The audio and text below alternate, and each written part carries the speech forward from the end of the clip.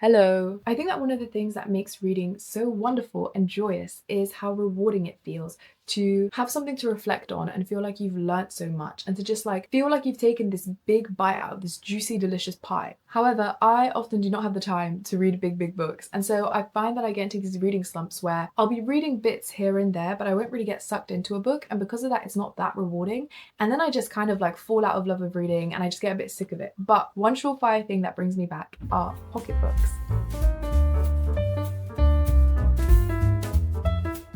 I have around 14, I think, to recommend to you guys. I have a range of genres and I also have a range of purposes. I have some classic lit, I have some philosophy, I have some poetry. Some of these I feel just really pack their punch and so I feel really rewarded after reading them, which is brilliant if you don't have a lot of time to read or if you've just kind of fallen out of love with reading. Some of these are books that I think I've learned a lot from and I don't necessarily even recommend to read in one sitting, but I just like to carry around with me in like any bag I have, just to take out and have a few little peeks through. And because they're so little, they fit in most pockets and most bags. I am a hater of spoilers, and so as usual, I'll try to keep this very spoiler-free as possible, but try to kind of give you enough information to decide whether or not you would like to read these. And I hope that something in this pile will call to you.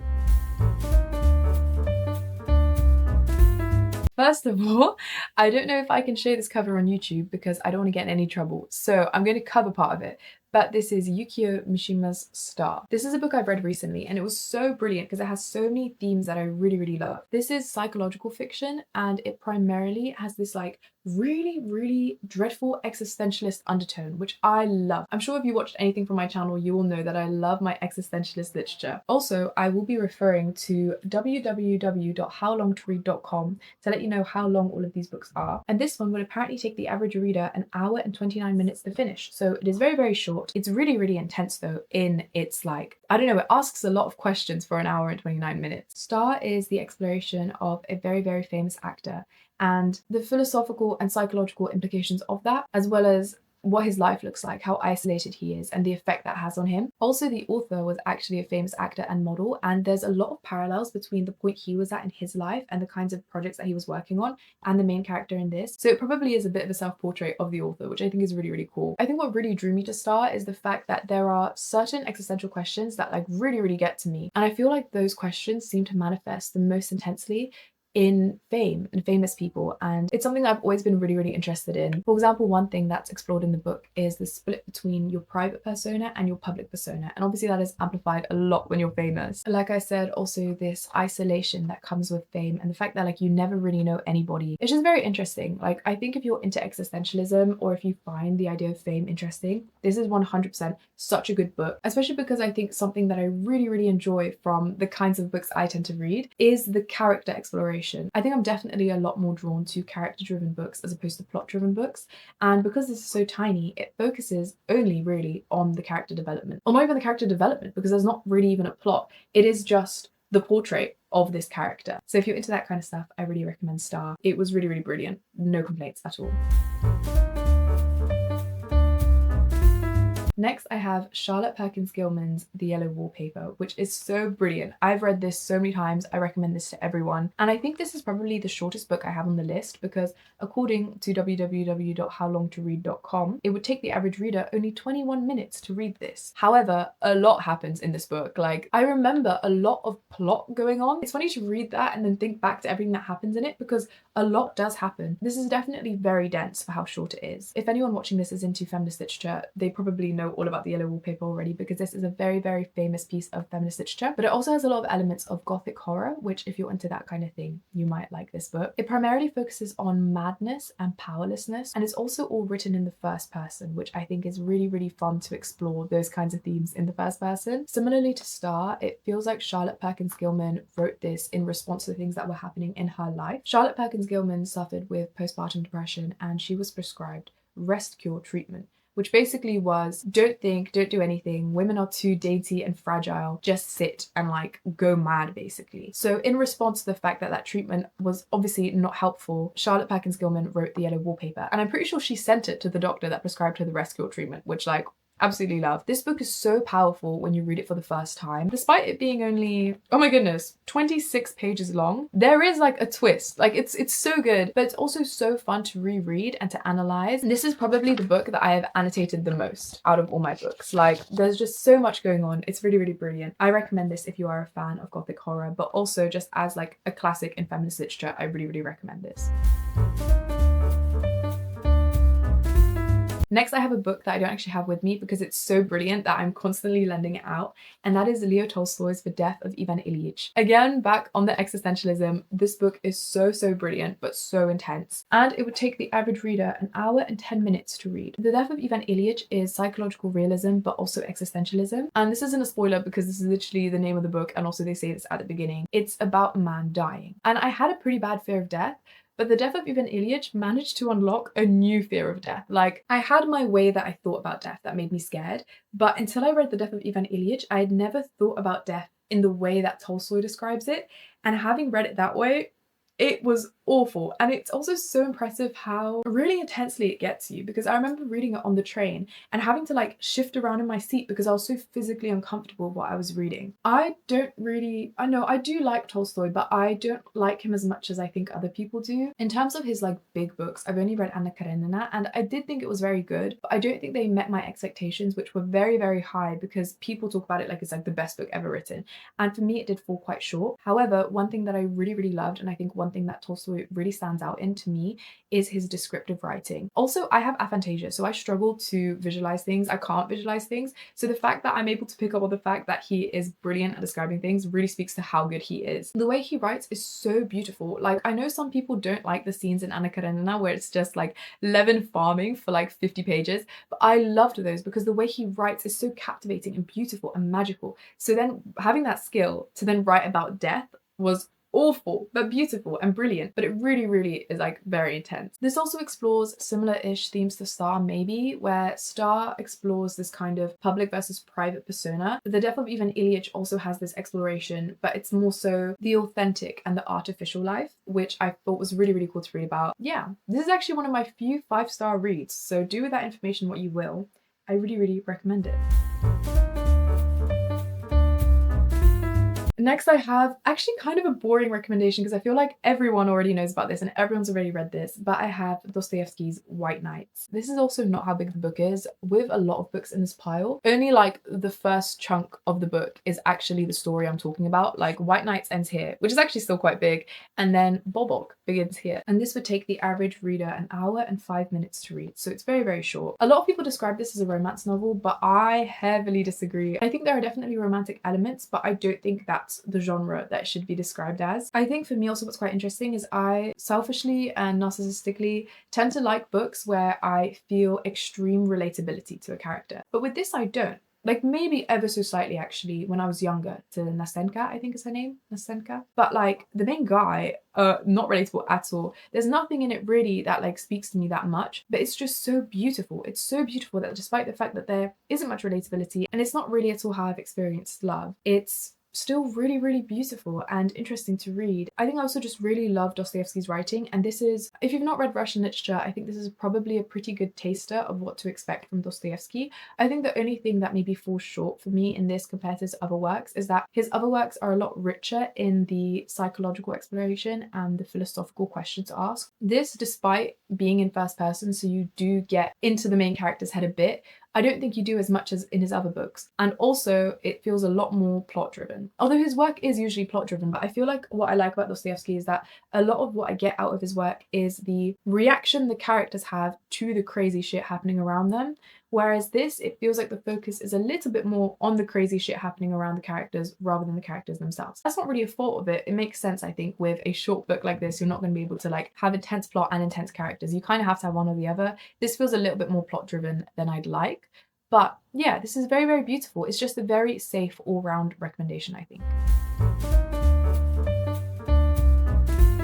those were all my like classic lit kind of recommendations. I now want to move on to philosophy, and I want to start with one of my favorite works ever, and that is Plato's The Symposium. I love Plato so much, and I feel like that is such a pretentious, annoying thing to say, but it is not really because of the philosophy, even though I think the philosophy is very cool. It is because of the drama, and I love the way that the dialogues are written. The Symposium is a Socratic dialogue, and it also would take the average reader an hour and 26 minutes to read. And the Symposium is mostly this conversation about desire and love, and also like a little bit about gender and about what it means to be human and all these other things that tend to kind of come up when you talk about love and desire. And it's really cool because from a philosophical perspective, first of all, the Socratic dialogues are just very, very fun to follow, and it's really cool to see how people reach the conclusions that they do. Also because you have so many characters weighing in their opinion, you probably won't agree with all of them. Like, I think a lot of them are at odds with each other, but all of them give you quite a nice bit of food for thought. So I think this is really fun to reflect on. However, as much as I love the philosophical element of the Symposium, I think for me, it's the drama in Socratic dialogues that I love, because there is the philosophical discussion in the middle, but also there's the like getting ready for the party at the beginning, and then there's like a big interruption, and then there's like the ending. And I just find them so funny. And I think the Symposium in particular is just so funny. It's so campy. It's so hilarious. I just love Plato, and I really recommend him. First of all, if you are trying to get into philosophy, but second of all, just like as a funny piece of literature, this is great. I also just recommend Plato in general. Like, he's just so funny and also so easy to follow. That's another thing. It's just so accessible, I think. So if you're new to philosophy or you want something quite interesting, I recommend the Symposium. Next, back onto existentialism. I have What is Existentialism by Simone de Beauvoir. This is a very, very short introduction, and then Simone de Beauvoir's essay Pyrrhus versus Cineas, I think. Pyrrhus and Cineas, sorry. I've obviously spoken a lot about like existentialist questions and existentialist dread and blah, blah, blah. But as for existentialism as a philosophy, I see a lot of people recommend things like Camus or Jean-Paul Sartre, fictional works that explore existentialism as a philosophy rather than existentialism as theory. And I think as like probably cool. Okay, I can't hide the hating. I don't like Camus and Sartre. I've read quite a lot of Camus. I've read a bit of Sartre. I like Sartre's plays, but yeah, I just don't like them that much. And I think like that's probably part of the reason why I really like this. I think it's a lot easier to separate the actual existentialism and talk about the actual existentialism in this as opposed to a lot of Camus' work. And I also just like don't like Camus' work for non-existentialism reasons. I just don't really like the way he writes. I've like convinced myself that it's a me problem and I'm clearly missing something because everyone loves him so much.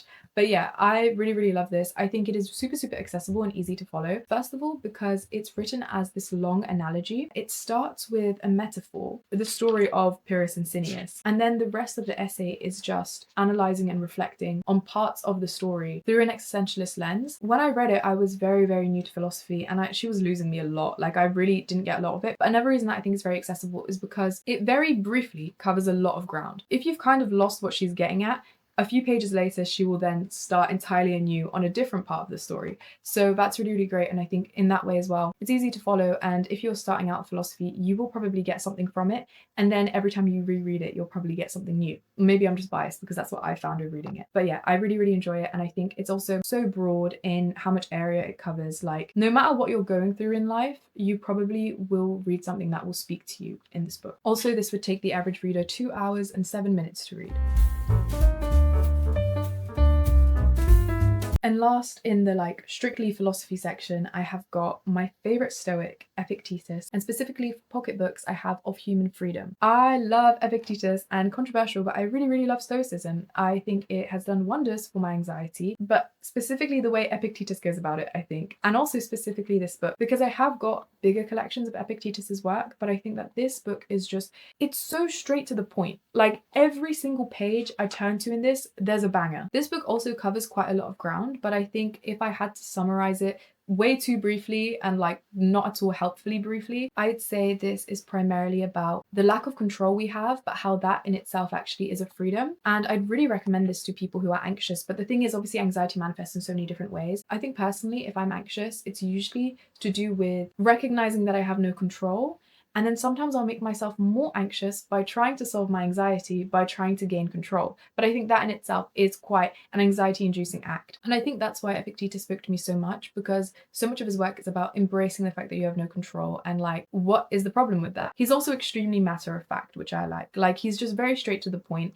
and that just makes all of this very, very dense in a way, because every sentence he's just being so direct and just telling you like, oh, your wife and your children have died and you're upset. Why are you upset? They don't belong to you. They never belonged to you. And it's like, oh, damn, like, actually, yeah. And also that's really heavy. I need to think about that. And then the next sentence, he's again saying something quite like, whoa, you know? Love Epictetus, really recommend him, my favorite Stoic. And I wasn't able to find how long this would take the average reader to read, but from like what I remember, I'd say maybe 2 hours to 3 hours, probably like around the same as the other Penguin Great Ideas.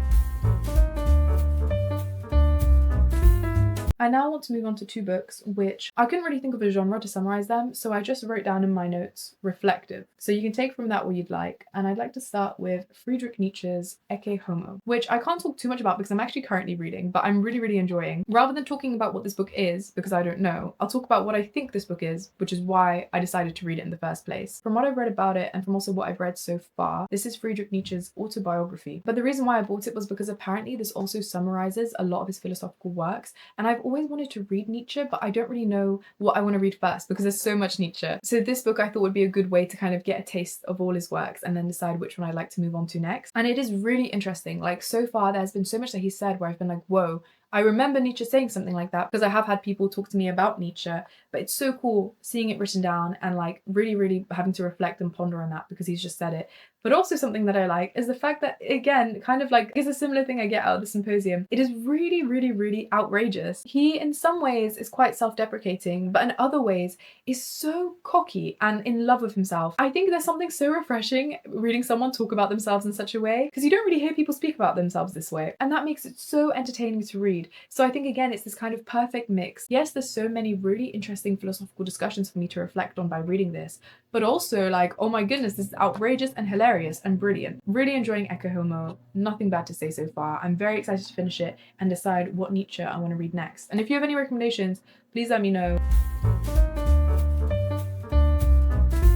The next book I've written down for reflective books is a book I don't actually own because I was lent it, but it's so brilliant and I really, really love it and I nearly forgot about it, but I'm glad this video reminded me of it. And that is Rainer Maria Rilke's Letters to a Young Poet. This is a very, very short one. Apparently it would take 28 minutes for the average reader to finish this one. It's a collection of, I think, 10 letters that Rilke sent to a student who was in correspondence with Rilke. I hope I'm pronouncing Rilke correctly. I think they first got in contact because like the student wanted feedback on their poetry. And it's interesting because reading the letters, like at the beginning, it's really interesting. There's a lot of discussion about literature and about art, but then it becomes a lot more personal as they are in correspondence for longer. And already at the beginning, it's so interesting. There's so much food for thought and so much to think about in regards to the literature and the art and the work. But then later on, it becomes really reflective about life itself. It really struck me because it was just such a beautiful exploration of what it means to be human. I think it's also personal enough where probably no matter what you're going through in life, there will be something in that collection of letters that will speak to you. I think this is the part that stood out to me the most when I read Letters to a Young Poet. Do not watch yourself too closely. Do not draw over rapid conclusions from what is happening to you.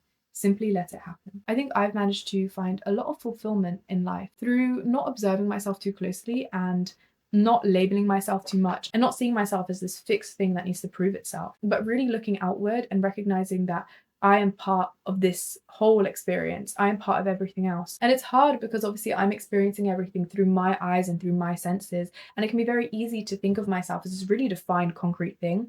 But I think letting go of that has been really helpful for me. So when I read that, I was like, oh, Rilke knows what's up. So yeah, super beautiful. I actually very cheekily, after I was lent it by a pen pal, I quickly lent it to my mother-in-law and then like quickly sent it back because I was just like, oh my god, I need to share this. Like, it's so beautiful.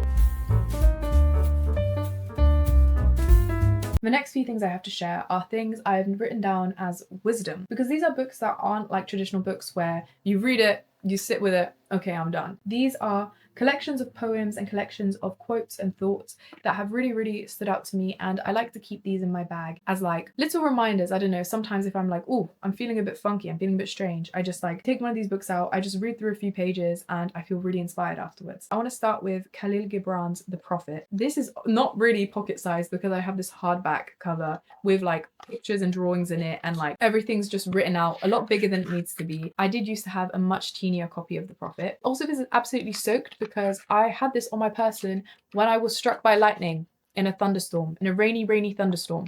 So that's why it's destroyed. But I'm glad that it's still usable. This is a collection of poetic essays, I'd say. It's great because it really just kind of like low-key tells you what to do to live a happy life. And it has a bit of everything. There are teachings on love, on marriage, on children, on giving, on eating and drinking, on work, on joy and sorrow, on houses, on clothes. And it just keeps going. Like there's really a bit of everything in here. And even if you don't agree with everything that Kahlil Gibran says, there is food for thought there, and you can kind of jump off of that and then, okay, well, if you don't agree with that, why don't you agree with that? And what do you agree with? Also, just with a lot of it, I do agree with what he has to say. So I think it was really quite inspiring to read for the first time. And since every time I read it, I feel quite inspired. It's very, very beautiful. So I really recommend this as a little book of wisdom on how to live your life. Also, this would take the average reader an hour and 8 minutes to read. So it's very, very short. And this definitely isn't like a book where you need to like sit and read it. On a random day, if I'm feeling a bit confused about love, I can open on love and read that little part. And that's actually kind of how I've been rereading it, to be honest. Next, I have another book that I don't have, and this is also a book that I think I'd put in the wisdom section, although that's not really what I got from it, but that is something that my friends have got in it, so I thought that I would still include it. And that is Jonathan Livingston Seagull by Richard Bach.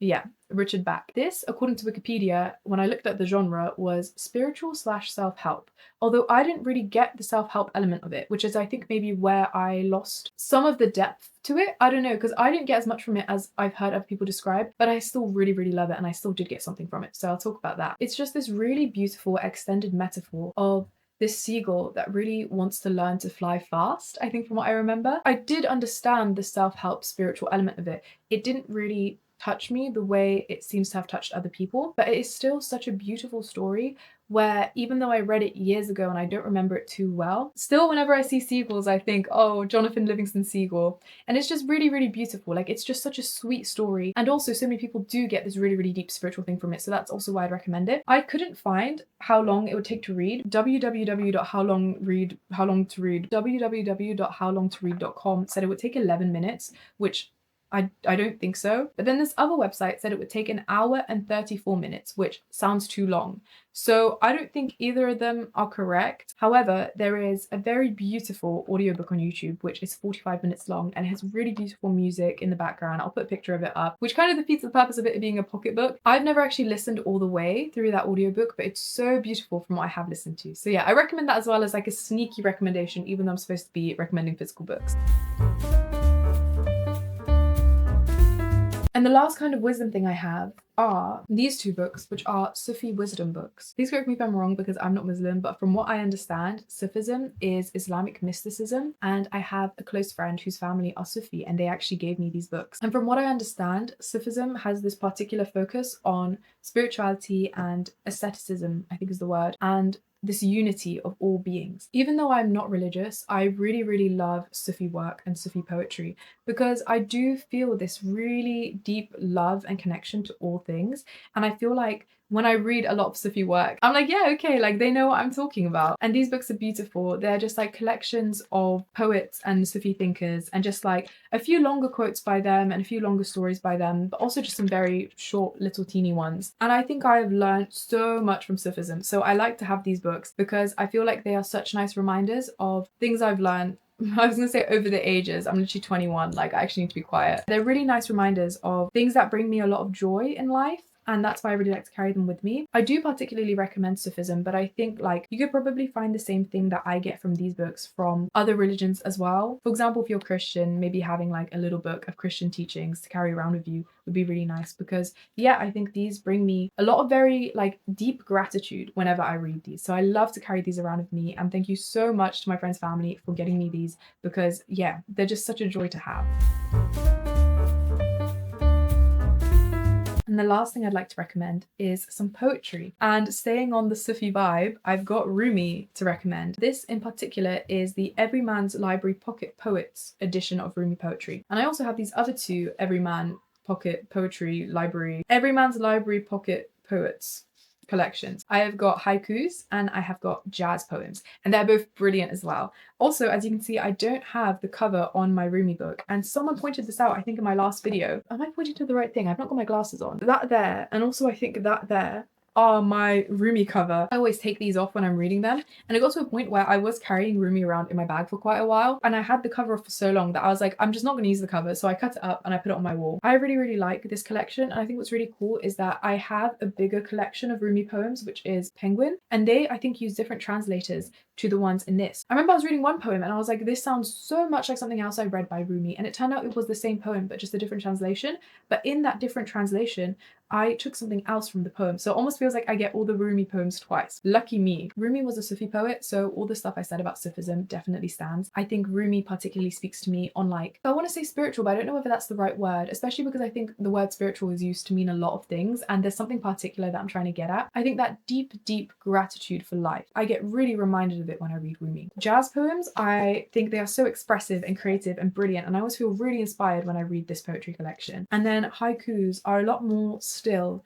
and reflective, and I think I feel a deep sense of peace whenever I read these. That's my brief synopsis of these three poetry collections, and I really love them. Anyways, those are not all of my pocketbooks, but probably my favorites. The light is probably drastically different to when I started because I've been talking for so long, so I think the sun's starting to set. But thank you so much for joining me, and please let me know what pocketbooks and teeny weeny books you like, because I'm in so many reading slumps so often that I definitely need more ammunition to get me out of them, and I've read all of these books. I don't know whether these are necessarily null and void, but I need a plan B in case these don't work out. Thank you so much for watching, and please don't forget to like and subscribe, and again, also please comment anything that you'd like to comment. And yeah, thank you so much for watching, and I'll see you next week. Bye!